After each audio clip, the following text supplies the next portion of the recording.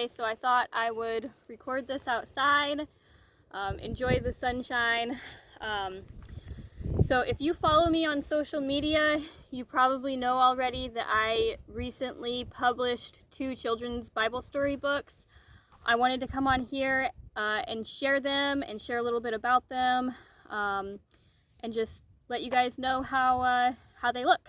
So anyways, I wanted to do this because I've received a lot of children's Bible story books, being a mom of 5, and all of them seemed pretty inaccurate. They had strange interpretations or just things added to make it more interesting, and I really didn't feel comfortable with reading that to my children. And now my oldest is getting to the age where she can start to read, and we really would prefer her to use Yahweh instead of God or Lord.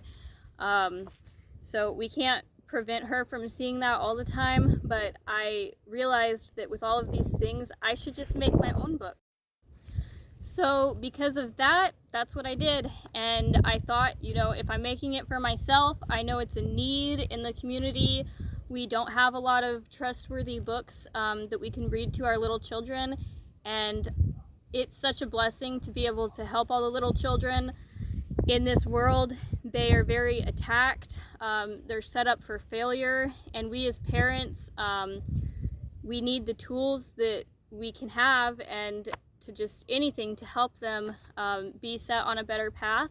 So it's been a huge blessing for me to be able to provide something like that for all these little children and help them. So I'm going to continue to publish more books. I worked around the clock for over a month to get this Passover book published before Passover. I stayed up very late trying to do it. I spent all hours that I could working on it to get it done. So it was very kind of rushed. It's high quality, it's accurate. If there's anything that I could change about it, I wouldn't change anything about it. So just because it's rushed doesn't mean that it's not good. But I did work very hard to do this, and it's a little gusty. Anyways, my other books aren't going to be so rushed. I'm not going to sacrifice a bunch of sleep in order to get them done. So I am starting on some books currently for some of the other feasts and biblical days that is in Leviticus 22. I'm just want to stick to the Bible with my books. It's not like a commentary or anything like that. It is just strictly what's in the Word. For those of you wondering, I use the Scriptures 2009 version as well as the Strong's King James version. I use that for deeper insight to different words and what it means. So that's what I did to translate. I translated by myself, like sentence to sentence. I condensed some of it, but did not leave anything important out. But there's nothing added in here. They're just children's books with the, I have the animations and stuff. So, I pray that it's a blessing to everyone. My first book is called How Yahweh Created Us. To be clear, I used YHWH, the Tetragrammaton, because I want to leave it up to parents to how to pronounce it, because I know there's a lot of differences in how to say the name. So I'm trying to I want it to be as suitable as possible for all the people in the Torah community. I don't want this to be an uncomfortable book that parents feel uncomfortable about reading to their children. I want it to be something that we are comfortable with, that is trustworthy, and that can be a good tool for us. So I tried to do that as much as possible. I left out animations that indicate flat or round earth. I just left stuff like that out because I want this to work for as many people as it can work for as possible, and leave it up to the parents to discuss any deeper theological matters with their children. So anyways, it's called How Yahweh Created Us in the Beginning. This book just goes over the creation and the fall of mankind. It's a short 24-page book. you can see I have the pictures and stuff here. It's pretty thin, but yeah, it came out really nice. I'm really happy with it. This one, I think it's priced at $12 on Amazon, and yeah, I tried to be as biblically accurate with the animations as possible. So like for Adam and Eve before they sinned, I had to find something suitable for them where it's not inappropriate, but it's also not showing them with clothes before they had to wear clothes, because that just wouldn't be very accurate. I feel like it would be confusing to children. So I found this to just make it as good as possible. But yeah, it came out very good. It's priced, I think, at $12. And for those of you that don't know, I'm not being greedy. It's not, I'm making like $3 a book on these because the print costs, I used high quality printing, the highest quality that they could offer. So this book alone costs about $4 to print. And then Amazon, they take 40% commission. So it's really hard to justify pricing it any less than that, although I would love to do that for the community, but it also has to account a little bit for my time and all the work that I put into it. So yeah, you can see I have a Meet the Author page on the back, so you can learn a little bit more about us and our plans and whatnot. So yeah, I have the intro, and yeah, it's a really cute book. My kids really like it. You see, I use El and Elohim. When appropriate, I made sure every time it's used either Yahweh or Elohim, I made sure it was the appropriate time that I translated it from each thing. So it's really cute. I'm super happy. My children love it, and I pray that the children that end up with this book love it as well, and their parents love it. So anyways, there's that one, and then there's my Passover one. This one is a bigger book. You can see the book is a lot thicker. You can see it's a 55-page book, so it is pretty large. The first few that I had live, it had these animations on the back, and upon second thought, and some other people that told me that they thought it was it looked too much like Islam. So I did take these graphics off. That way it's not uncomfortable for any parents. So I took these graphics off. They're not there in the books that you order now, and my copies have them because I ordered right away as soon as it was live, and I really hope that no other copies got out there or no books got out there that had those, so that parents don't feel uncomfortable. I'm not a perfect person. I'm a human. I make errors, and I proofread this. I had others proofread it. I did my best with this, but on page 43, if you got one of the first copies, this might be in your book. But on page 43, I had an error. It said, okay, right here, it has 2 Y's for Yahweh. And I'm really sorry about that. I can't believe that happened, honestly. So I fixed it right away. Hopefully none of those books really got out. It got printed to people, and hopefully that error is fixed. But there's no other errors in here, and I was very careful to make sure that everything was grammatically correct, was spell checked. I made sure that everything was good, and it looks great. My kids love it. My husband loves it. Everyone that's gotten it so far loves it. So I'm so happy with this book, truly.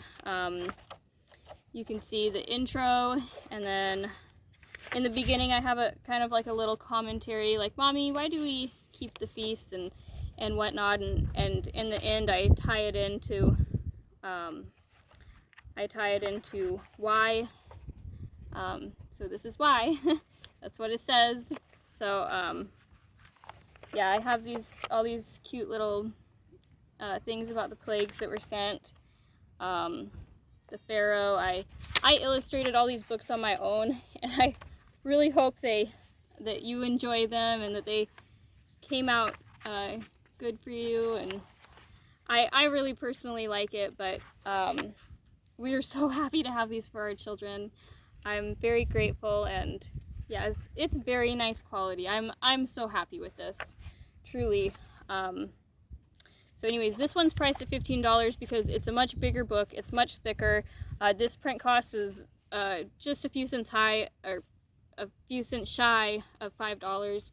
So it's an expensive book just to print it and get it out there. So, oh, and then some people talked about how they were asking me if I mentioned, the New Testament scriptures and stuff. And to answer that, I did not, because there is a lot of division and controversy regarding the Passover in the New Testament and timing and whatnot. And I just want to make it as comfortable as possible for people. So I did not mention that. I'm sorry if that upsets someone. I can't make everyone happy. I can try, but I can't. And like I said, I'm not a perfect person. So at the end of it, I did... Oh, that was a big bumblebee.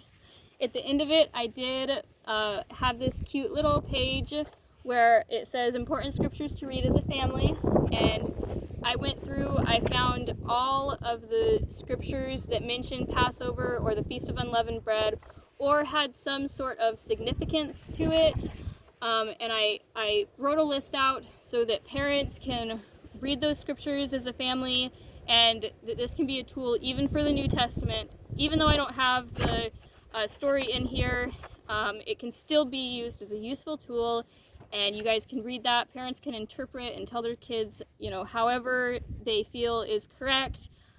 So I really like this little feature here. It's great just to have it all, put together here. This is what we can read, so I'm super happy with that. Again, this is a great tool, even just for my family. It's just such a blessing. So, oh, I do mention I'm not going to keep things out of this because it's for children. So I mentioned, the circumcision. I translated it straight from the Bible. So, no uncircumcised can eat the Passover and all that. I did put the blood on the doorpost because, again, I want this to be biblically accurate. So you'll see the blood on the doorpost and all of that. So I hope that's not too graphic for your children. I hope you're comfortable with that. I personally am with mine. I want them to truly understand and get the truth of what happened at Passover. I don't want to, even with my little ones, I don't want to try and make it more fluffy than it is. I think that personally, they need to know the realness of it, and they need to really feel the realness of it when we're teaching them about this so that they truly understand. So yes, there is the blood on the doorpost, and it does mention the circumcision in here. It has this graphic of the blood and the hyssop or whatever, and yeah, so where is that? Yeah. So anyways, I hope and I pray this will be a blessing to anyone's hands that it falls into. I really tried my hardest to get this out for people to have it for Passover, and it feels like such a privilege to be able to supply this to the community and help all these beautiful little children to be set on the narrow path from an early age. So this book doesn't have God or Lord. It's Hebrew. I even use Moshe in here because I know a lot of people in this movement like to use the Hebrew for some names, and so that's what this book has in it. And I really pray that this is a blessing to everyone. And I look forward to making more of them for the rest of the feasts. I'm really excited to start with Tabernacles. Very excited for that book. It will be published long before Tabernacles gets here.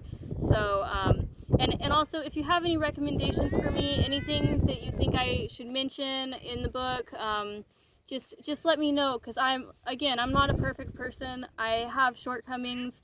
I have oversights. I want to hear from the community. I want to know what you guys want, what you guys would change about the books that I've already published. I'm not prideful about this at all.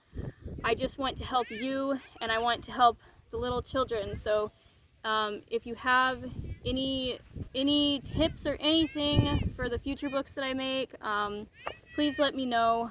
I'm an open book. So and you can reach me on Messenger on Facebook if you use that. I don't know.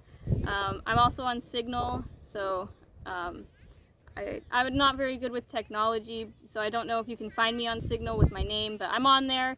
So I look forward to hearing from the community for tips or anything like that, and I look forward to publishing the next book. So anyways, I will see you next time. Bye!